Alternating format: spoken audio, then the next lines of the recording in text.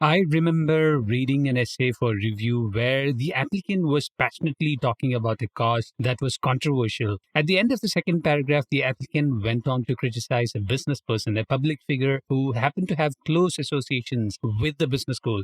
It clearly showed a lack of awareness. When you're trying to connect with the admissions team, follow these three best practices. Number one, shared assumptions. We connect emotionally even with the most dubious characters when there are certain shared assumptions that touch our hearts.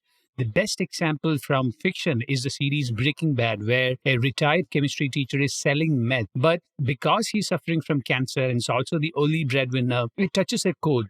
The narrative and the image of war, famine, forest fire, flooding, and life threatening illnesses are suffering that connects universally. It's no wonder that applicants frequently use these settings to demonstrate their character. The disconnect is often in how communication happens in an organization. American culture is entrepreneurial, with the individual given the highest value. That's why First Amendment rights make the US one of the most sought after destinations. And many argue that innovation also arose from this freedom to express.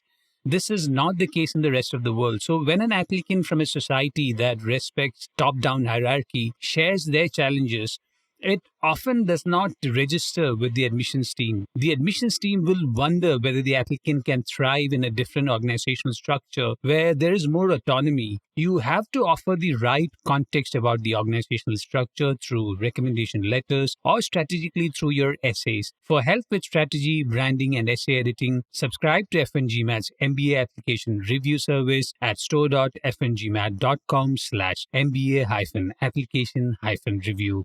Number two, find the politics. Most universities are left leaning with progressive agendas, with the scale of adoption differing. One reason for any lag in adoption could be donors' politics preventing the school from adopting any radical agenda. Another reason is the politics of the region. For red states, it's unlikely that the school will jeopardize its relationship with the local community. But still, most universities are open to themes of climate change, investing with social goals, poverty alleviation, women's representation in business and leadership roles, and working on healthcare initiatives for the underprivileged that have a larger impact on American society and the world. Based on the politics, you must tone it down or express openly about causes that are dear to you. If you need our feedback on your essays, subscribe to FNGMAT's essay editing service at store.fngmat.com/essay-editing.